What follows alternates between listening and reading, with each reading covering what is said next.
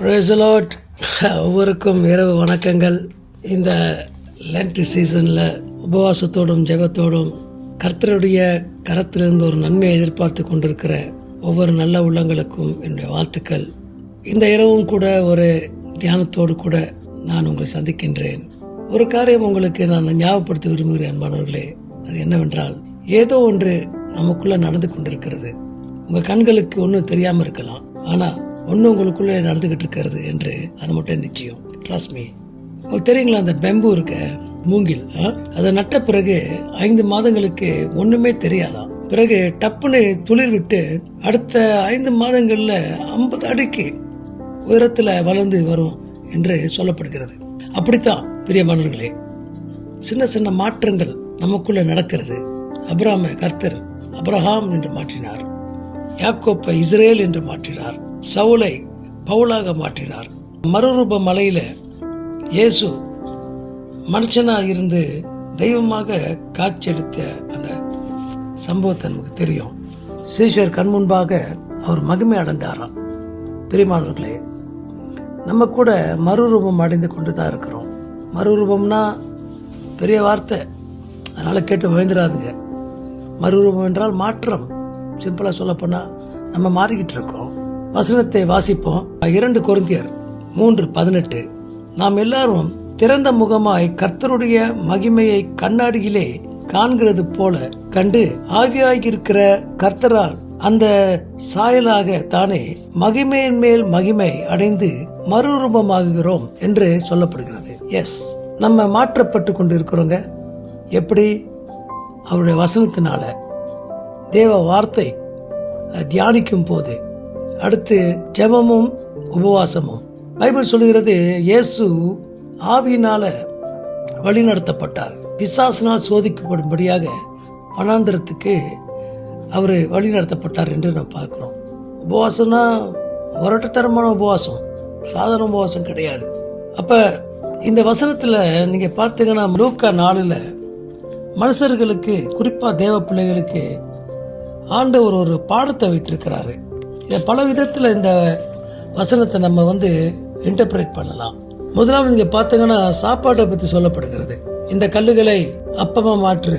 இங்க ஆண்டவர் சொல்றாரு பாருங்க, சாப்பாட்டை ரொம்ப விரும்பாதுங்க என்று சுருக்கமா சொல்ல போனா, கொஞ்சமா அளவோட சாப்பிடுங்க. ஆமென்.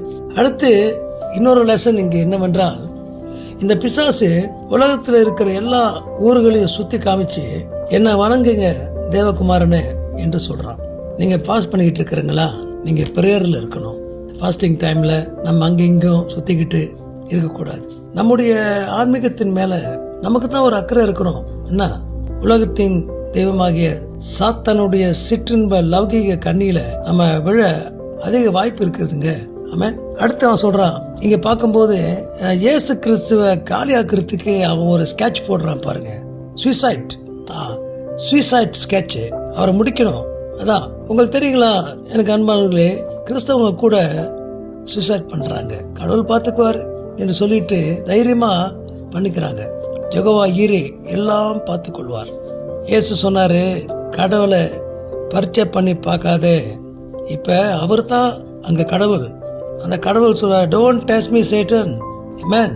இன்டைரக்டா சொல்றாரு என்னவென்றால், மறைமுகமா சொல்றாரு, என்ன சோதிச்சு பார்க்காத சாத்தா. அவர் சொல்லியிருக்கணும், நீ வீணா போயிருவ அப்படின்னு சொல்லியிருக்கணும். தேவகுமாரன் நமக்கு ஒரு சிறந்த ஒரு எடுத்துக்காட்டு இல்ல. நம்ம கூட பிசாசை ரிசீவ் பண்ணுங்க. அந்த மாதிரி ஒரு பயங்கரமான ஒரு சூழ்நிலை வரும்போது, நம்ம வாழ்க்கைய முடிக்கிற அளவுக்கு வந்துட்டான்னு சொன்னா நமக்கு எழும்பி நிக்கணும். இந்த லென்ட் சீசன்ல நம்ம ஏதோ ஒரு ஏரியாவில் அப்படியே மாற்றப்பட்டு கொண்டு இருக்கிறோம். அதை நீங்க விசுவாசிக்கணும். படித்ததில் பிடித்தது ஒன்றை உங்க மத்தியில் பகிர்ந்து கொள்ளும்படி ஆசைப்படுகிறேன். ஒரு கிறிஸ்டியன் ஹைஸ்கூல்ல ஈஸ்டர் குட் ஃப்ரைடே சீசனுக்கு ஒரு டிராமா போடுறாங்க. அந்த டிராமாவில் நடிக்கக்கூடிய ஒவ்வொரு ஸ்டூடெண்ட்டும் அவங்கவுங்க கேரக்டருக்கு அவங்களே சொந்தமா அந்த காஸ்டியூம்ஸை வாங்கணும் என்று டீச்சர் சொல்லிட்டாங்க. அதில் ஒரு பையனுடைய அம்மா டீச்சர்கிட்ட சொன்னாங்க, டீச்சர், ஜீசஸா என்னுடைய மகன் நடிக்கட்டும்.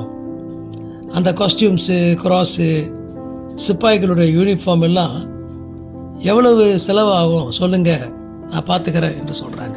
அப்போ அந்த டீச்சர் சொல்கிறாங்க, அதில் வந்து ஒரு 18,000 ரூபீஸ் ஆகுங்க மேம் என்று சொல்கிறாங்க. 18,000 ரூபீஸு. அப்போ அந்த பையன் சொல்கிறான், அம்மா என் ஃப்ரெண்டு எக்ஸாம் ஃபீஸ் கட்ட முடியாமல் அவங்க அம்மா அன்றைக்கு ஸ்கூலில் வந்து ரொம்ப கண்ணீரோடு அழுதாங்க. அதை பார்க்கும்போது என் மனசு ரொம்ப கஷ்டமாக இருந்துச்சு. ஜீசஸ் ட்ராமா நான் நெக்ஸ்ட் இயர் பண்ணுறேம்மா, அந்த பணத்தை என் ஃப்ரெண்டோட எக்ஸாம் ஃபீஸுக்கு தந்துடலாமா என்று சொல்கிறான். அப்போ அந்த தாய் சொல்கிறாங்க, என் மகன் இயேசுநாதரா வேஷம் போடுவான்னு ஆசைப்பட்டேன், ஆனால் அந்த இயேசுநாதரே என் வயிற்றில் வந்து பிறந்திருக்கிறான்னு எனக்கு தெரியாமல் போச்சு என்று சொன்னார். என்ன தேவ பிள்ளைகளே, சூப்பராக இருக்கிற ஸ்டோரி. இந்த உலகத்தில் இப்படித்தான் நம்ம அவதாரம் எடுக்கணும். மரங்களெல்லாம் ஒரு நாள் பேசுகிறதா. இந்த கிறிஸ்தவங்க நம்மை கொண்டு 1000 சிலுவையை பண்ணுறாங்க. ஆனால் இத்தனை கிறிஸ்தவங்களும் ஒரு இயேசுவை இந்த உலகத்துக்கு வெளிப்படுத்த முடியலையே. நினச்சி பாருங்கள் அன்பானவர்களே, இயேசுனுடைய சாயலுக்கு மாறி அவரை இந்த உலகத்துக்கு நம்ம ரிஃப்ளெக்ட் பண்ணி காட்டணும். இந்த உபவாசம் ஒரு நல்ல ஒரு ஏதுவான ஒரு காரியம். ஆமென். ஜெபம் பண்ணுவோமா? அன்புள்ள பரமத்தாவுப்படே, இந்த உபவாச காலத்திலே, லேண்ட் காலத்தில் நாங்கள் தியானித்து கொண்டிருக்கிற ஒவ்வொரு காரியத்தையும் ஆண்டவரே, என் வாழ்க்கையை நாங்கள் அபியாசப்படுத்தி அதை ஈடுபடுத்தி நாளுக்கு நாள் 2 கொரிந்தியர் 3:18 சொல்வது போல் மறுரூபமாகணும். இந்த உலகத்துக்கு உங்களை எங்கள் மூலமாக வெளிப்படுத்தணும். நன்றி செலுத்துகிறோம் ஆண்டவரே. தொடர்ந்து ஒவ்வொருவரும் ஆசீர்வதிங்க. லேண்ட் காலத்தில் உங்கள் மகிமை காணட்டும். எப்படியாக உங்களுடைய சீசர்கள் மறுரூபம் மலையில் உங்களை பார்த்தாரோ அதே போல என்று சொல்லி உங்களை ஜெபிக்கிறேன், ஆசீர்வதிக்கிறேன். ஜீவனுள்ள நல்ல பிதாவே, ஆமென். Good night. ஷலோம்.